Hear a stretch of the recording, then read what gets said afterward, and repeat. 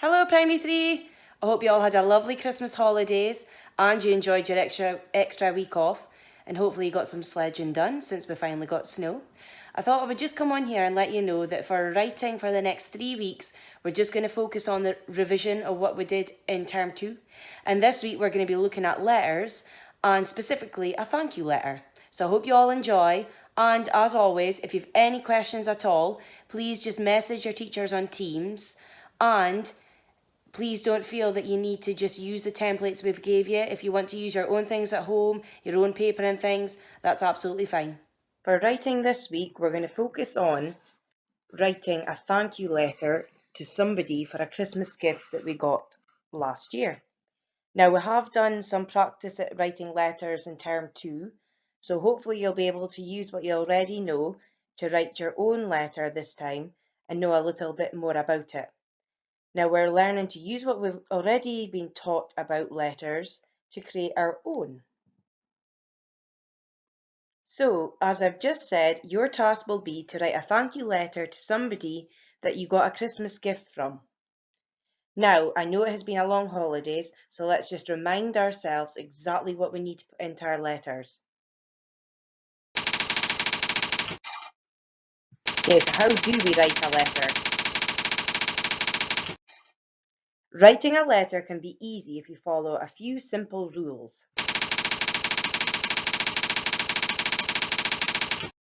The first important rule is take your time and think carefully about who you're going to write the letter to. So think about a gift that you got and who it was from and what you can put in your letter. And remember, you want the person to reply to your letter, so it needs to be your best work. So, starting off, your correct address. Now remember, you're the sender, you're the person sending the letter, so your address needs to go at the right-hand side.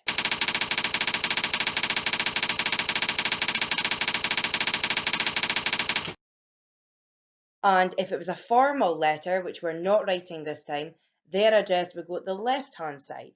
For example, if you're writing a letter to Nicola Sturgeon, you would have your address at the right and Nicola Sturgeon's address at the left. But because we're writing an informal letter to somebody we already know, we only need to put the address at the right-hand side. Don't forget the long date. Now the long date goes below your address, and don't forget your capital letter for January.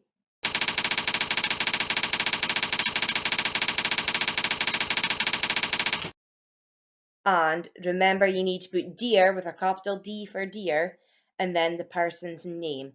And don't forget a capital letter for the person's name as well, because it's very important. So, let's remind ourselves exactly what's in our letter. So your address at the right-hand side. Don't forget to miss a line. And then you would put your dear at the left-hand side. Again, dear's got a capital D for dear. Miss a line again. And then you would begin your letter with dear, and then you would write your letter below, dear in the person's name. And don't forget, you miss a line in between each paragraph. Then you would miss a line at the very end and sign off your letter with either best wishes or love from, and then your name. And again, don't forget to put a capital letter for your name. So, the first paragraph.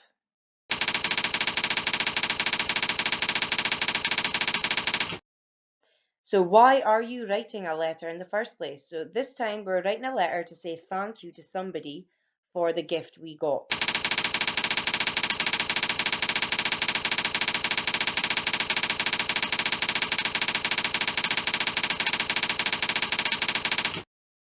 Now in primary 3, it's not enough just to say thank you. We need to explain why we love the gift so much. For example, you might say it was your favourite present, you might explain what the gift does, and you might describe what the gift looked like and what you loved about it.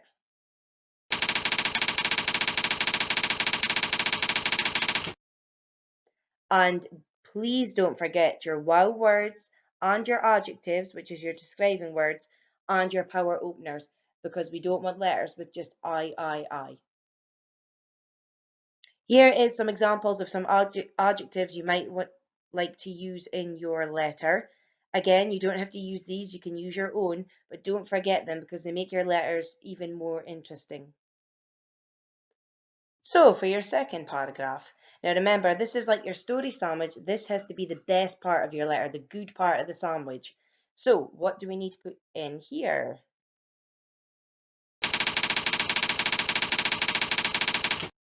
You need to remember your connectives and you need to remember your openers, and I've gave you some examples there.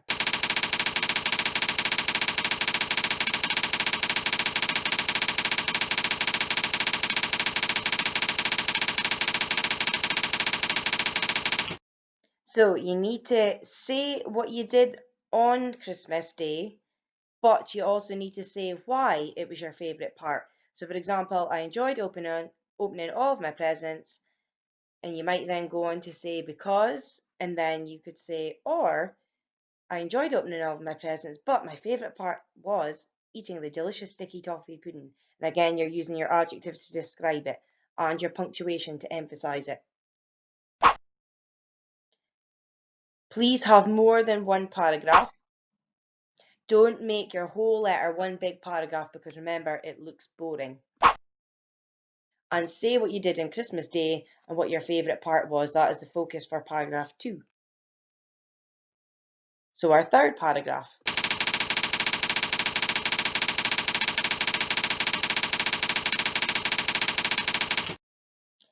Your third paragraph is all about asking questions to the person you're sending the letter to. And the reason we're asking them questions is because we want them to reply to our letters. So if we ask them questions, they can answer our questions in the letter that they give to us. So for example, you might want to ask them, what was your favourite Christmas present? And what did you have for your Christmas dinner?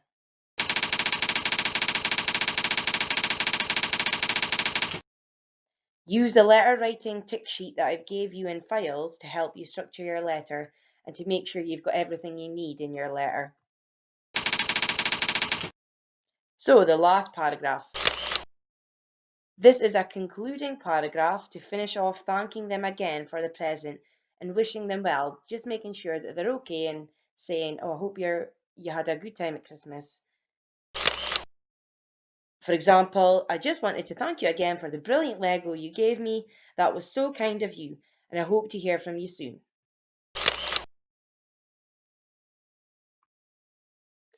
So signing off your letter. Signing off your letter basically means you've got to say who your letter is from. So how are you going to end your letter? Now, because we know the person we're sending the letter to, you can finish off your letter with love from, best wishes, or yours sincerely.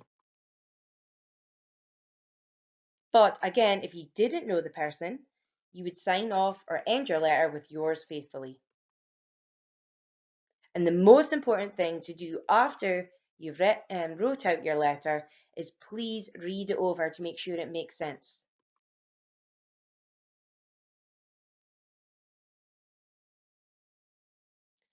I've put an example plan into Teams files again for you to use.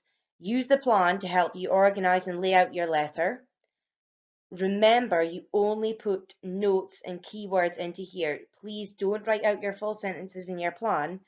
Use your plan with your notes and everything, and then write out your full sentences when you come to write your letter. Here's an example of a plan I've done. Now you'll see the address is at the right hand side, and again I've got capital letters for the street name, the name up here ahead, and the postcode because they are important. Then you would write the date below, and I've got a capital J for January because that's important as well, and you need the long date. Then you move on to the left hand side and you need to start your letter with dear, a capital D for dear, and then the person's name needs a capital as well, and I've chosen to send this one to my grandma. Now, the first paragraph you'll see there, I've only wrote out notes. I'm going to write in my letter, thank you for my Lego. I'm going to say it was very kind of you. And you'll see in light blue, I've done the openers I would like to use in the first paragraph. And in purple, the connective I would like to use in this paragraph. And a connective remembers to join two smaller sentences together to make one longer, more interesting sentence.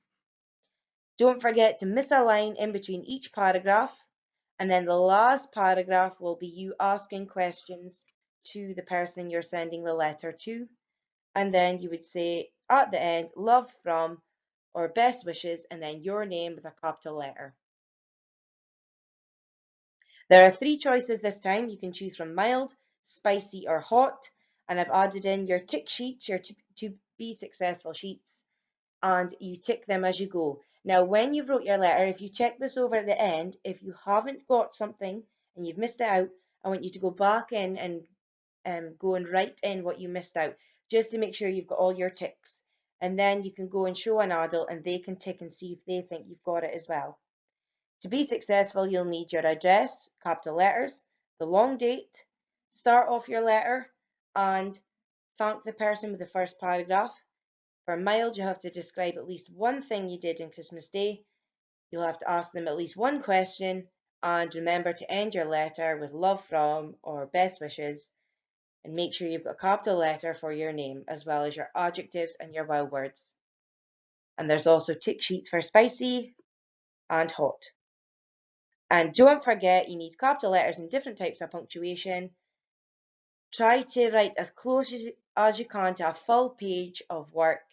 Keep your handwriting neat, and don't forget those finger spaces. And you'll find in the Teams folder as well different templates you can use to write your letters.